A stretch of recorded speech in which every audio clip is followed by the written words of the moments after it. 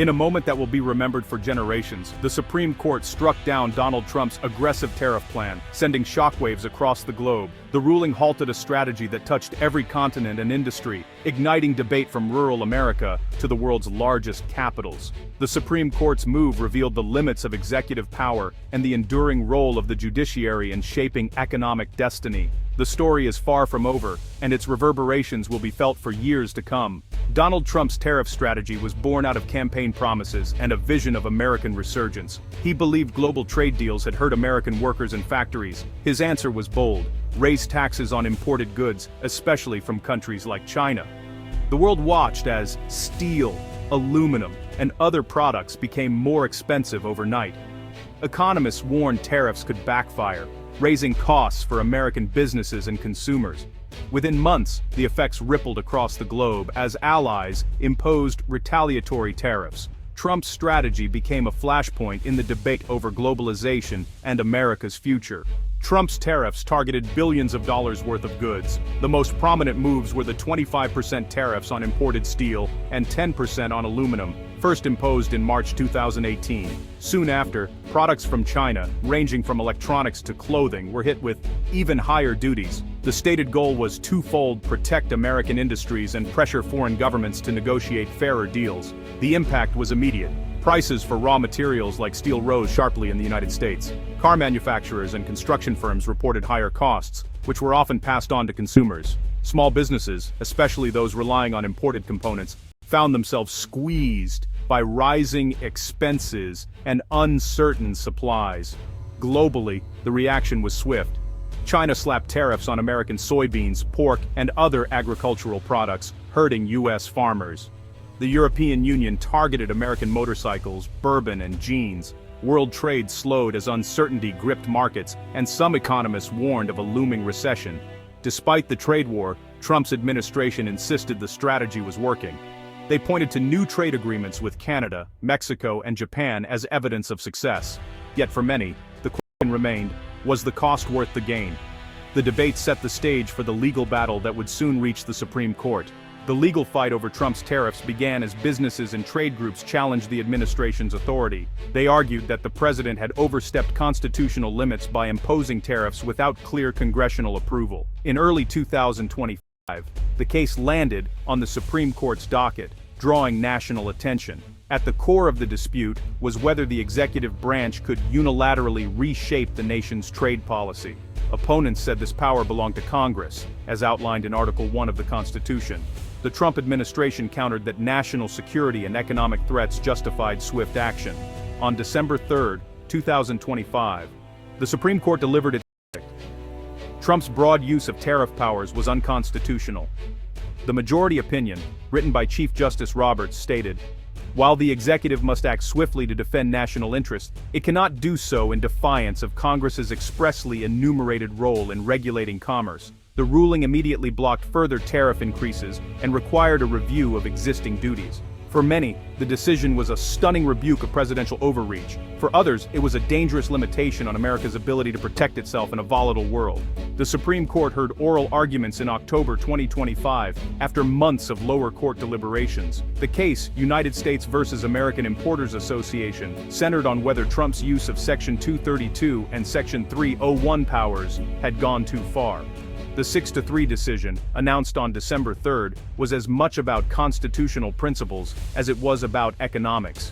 Chief Justice Roberts' majority opinion emphasized that no president is above the careful checks and balances established by our founders. The court noted that while past presidents had used tariff powers, Trump's sweeping and prolonged approach amounted to lawmaking, a power reserved for Congress. In a sharp dissent, Justice Alito argued that the executive requires flexibility to respond to fast-moving international crises. Justice Kagan, concurring, added that trade decisions of this magnitude cannot rest solely on the judgment of one individual, no matter how urgent the circumstances. Reaction from the legal community was swift. with constitutional scholars calling the ruling a landmark in the separation of powers. The bloc strategy affects not only tariffs in place, but also future efforts to use trade as a bargaining chip. The decision sets a precedent that will influence presidents and lawmakers for decades. Politically, the ruling sent shockwaves through Washington. Republican leaders, many of whom had supported Trump's trade tactics, expressed disappointment. Senate Minority Leader John Thune called the decision a setback for American strength in trade negotiations, warning that the country risked losing leverage on the world stage. Democrats applauded the court's action as a victory for checks and balances.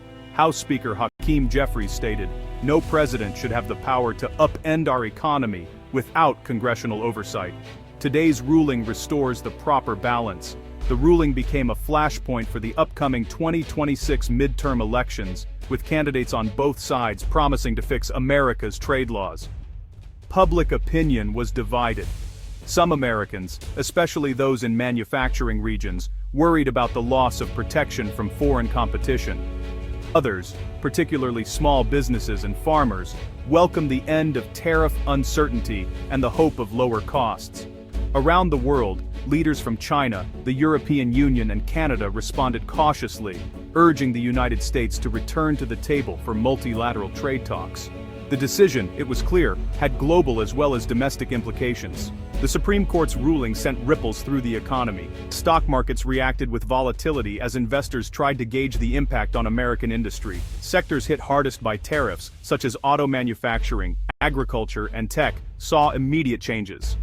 Some companies announced plans to resume imports or scale up production, while others warned of continued uncertainty.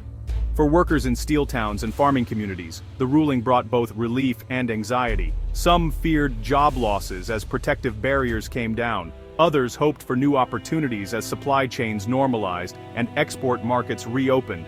The decision also sparked debate over the future of American industry in a competitive world. Economic analysts pointed to a mixed picture. The Peterson Institute for International Economics reported that tariffs had cost U.S. consumers an estimated $57 billion annually, but had also preserved some manufacturing jobs. Removing the tariffs, they predicted, would lower consumer prices but challenge struggling industries. Socially, communities divided by the trade war now face a period of adjustment. Town hall meetings and business forums have become battlegrounds for debate over free trade, protectionism, and the role of government. Legal scholars hail the Supreme Court's decision as a reaffirmation of constitutional checks and balances. Professor Linda Chen of Harvard Law School noted, "This ruling restores congressional oversight and reinforces the need for clear boundaries on executive power." She warned, however, that future administrations will face pressure to find new ways to compete in global markets. Political analysts see the decision as a defining moment for the American presidency.